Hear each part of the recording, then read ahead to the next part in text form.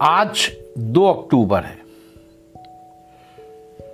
आज का दिन भारत ही नहीं बल्कि पूरी दुनिया के कई देशों में महात्मा गांधी की 151वीं गांधी जयंती के रूप में मनाया जाता है।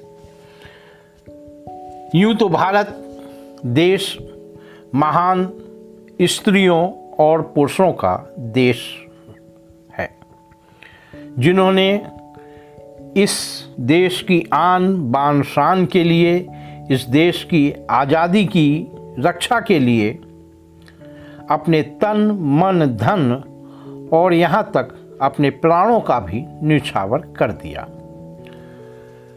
दे दी हमें आज़ादी बिना खड़ग बिना ढाल, साबरमती के संत तूने कर दिया कमाल। एक धोती हाथ में लकड़ी, आँखों पर चश्मा लगाए अगर कोई काया किसी के मन मस्तिष्क में विराजमान है तो वो है गांधी। गांधी की ये छवि हर भारतवासी के दिल में आज भी बनी हुई है। दुनिया के करोड़ों लोगों के दिलों पर राज करने वाले महात्मा गांधी, जिन्हें सब प्यार से बापू भी कहते थे, कि मोहनदास करमचंद से राष्ट्रपिता बनने की यात्रा कम दिलचस्प नहीं है। आइए इस यात्रा में मैं आपको साथ लेकर के चलता हूँ। 2 अक्टूबर सन 1869 को गुजरात के पोरबंदर में पिता करमचंद गांधी और माता पुतलीबाई के परिवार में जन्मे मोहनदास का पूरा नाम मोहनदास करमचंद गांधी था। उनकी पत्नी का नाम कस्तूरबा गांधी था, जिन्हें वो प्यार से बा कहते थे। अपनी मैट्रिक तक की प्रारंभिक परीक्षा पूरी करने के बाद गांधी जी इंग्लैंड वकालत पढ़ने गए। इंग्लैंड में वकालत के दौरान ही उनको एक मुकदमे के सिलसिले में दक्षिण अफ्रीका जाना पड़ा। दक्षिण अफ्रीका में भारतीयों की, जिन्हें अश्वेत नागरिक के रूप में वहां पहचाना जाता था, उनकी दशा देखकर उनका दिल दुखी हो गया और उन्होंने वहां के भारतीयों की दशा सुधारने और अफ्रीकी सरकार की रंगभेदी नीति के विरुद्ध अहिंसा परमो धर्मा के सिद्धांत को अपनाते हुए अफ्रीकी सरकार के विरुद्ध भारतीयों के ऊपर किए जा रहे अन्यायपूर्ण व्यवहार का विरोध किया और अहिंसा का रास्ता अपनाते हुए सत्याग्रह आंदोलन छेड़ दिया। हरिजनों के बीच जाकर के उन्होंने मलिन बस्तियों की सफाई की और वहाँ के भारतीयों का दिल जीता। उनके लगातार प्रयासों के बाद अफ्रीकी सरकार को भारतीयों के लिए और अधिक आज़ादी देने के लिए विवश होना पड़ा। अपने हाथों से मैला उठाने तक का काम महात्मा गांधी ने दक्षिण अफ्रीका में किया। रविंद्रनाथ टैगोर द्वारा इस पर उनको महात्मा की उपाधि से अलंकृत भी किया गया। मोहनदास करमचंद गांधी, जिन्हें सब महात्मा गांधी के नाम से जानने लगे थे, 1915 में भारत वापस आए और भारत में अंग्रेजी हुकूमत के खिलाफ भारतीयों के प्रति बढ़ते असंतोष को देखते हुए उन्होंने भारतवासियों के साथ अंग्रेजी सरकार के खिलाफ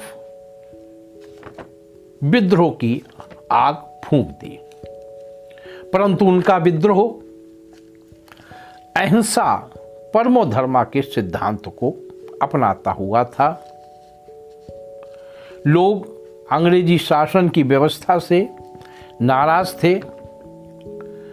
ऐसे में महात्मा गांधी ने भारत की आज़ादी के लिए स्वतंत्र भारत की मांग शुरू कर दी। इसके लिए उन्होंने 1920 में असहयोग आंदोलन और 1930 में नागरिक अवज्ञा आंदोलन शुरू किया। इसके साथ ही अंग्रेजी हुकूमत के खिलाफ उन्होंने नमक सत्याग्रह आंदोलन, दलित आंदोलन आदि भी कई तरह के आंदोलन छेड़ दिए। गांधी जी ने अपनी आज़ादी का मुख्य अस्त्र अहिंसा और सत्याग्रह रखा। इसके लिए उनको कई बार जेल भी जाना पड़ा, लाठियां खानी पड़ी, परंतु उन्होंने या उनके अनुयायियों ने कभी हिंसा का रास्ता नहीं अपनाया। उनका सिद्धांत था कि अगर कोई आपके एक गाल पर थप्पड़ मारे तो आप उसके सामने अपना दूसरा गाल कर दो, परंतु उसका जवाब हाथ उठाकर मत दो। हरिजन बस्तियों में जाकर महात्मा गांधी ने उनके उद्धार के लिए, उनके पुनरुद्धार के लिए कई काम किए। महात्मा गांधी का मानना था कि सच्चा भगवान हरिजन में ही निवास करता है। धीरे धीरे गांधी जी के स्वतंत्रता आंदोलन से भारत की सभी जातियां और धर्मों के लोग जुड़ने लगे और उनके पीछे चलने के लिए तैयार हो गए। महात्मा गांधी का ईश्वर और प्रार्थना पर अटूट विश्वास था। उनकी व्यक्तिगत मान्यता थी कि प्रार्थना के द्वारा हम अपने जीवन में आने वाली सभी कठिनाइयों का हिम्मत से सामना कर सकते हैं। मूर्ति पूजा में उनका यकीन था, लेकिन वो अंधविश्वास और पाखंड के खिलाफ थे। गांधी जी ने जीवन पर्यंत सत्य को सबसे ऊंचा दर्जा दिया। उन्होंने आज़ादी की लड़ाई के दौरान विदेशी कपड़ों की होली भी जलाई और खादी व स्वदेशी को अपनाने पर जोर भी दिया। गांधी जी को अंग्रेजों के खिलाफ 1900 भारत में भारत छोड़ो आंदोलन का असर ये हुआ कि ब्रिटिश सरकार को भारत को स्वतंत्र करने के लिए विवश होना पड़ा और अंत में अपने सत्य और अहिंसा के मार्ग पर चलते हुए 15 अगस्त 1947 को भारत अपनी 100 वर्षों की गुलामी के बाद आज़ाद हो गया। आज़ादी के समय मोहम्मद अली जिन्ना द्वारा मुसलमानों के लिए अलग देश की मांग से भारत और पाकिस्तान के बंटवारे से गांधी जी के हृदय को बहुत पीड़ा हुई। इसीलिए वो नई दिल्ली में लाल किले के पहले संबोधन के समय 15 अगस्त 1947 की आज़ादी के जश्न में शामिल भी नहीं हुए थे। गांधी जी के अहिंसा परमो धर्मा के सिद्धांत का हमारे यहाँ के कुछ आज़ादी के परवानों ने विरोध किया और इसी असहमति के उन्माद ने 30 जनवरी 1948 को जब गांधी जी बिरला मंदिर से प्रार्थना सभा की ओर जा रहे थे तो एक मराठे हिंदू नाथूराम गोडसे ने उन पर 3 गोलियां दाग दी और बापू राम राम कहते हुए नीचे गिर गए। और इस तरह अहिंसा के पुजारी का आखिर हिंसा की बलि चढ़ जाना पड़ा और ये अहिंसा का पुजारी हमेशा के लिए सदा के लिए सो गया। आज जब पूरा विश्व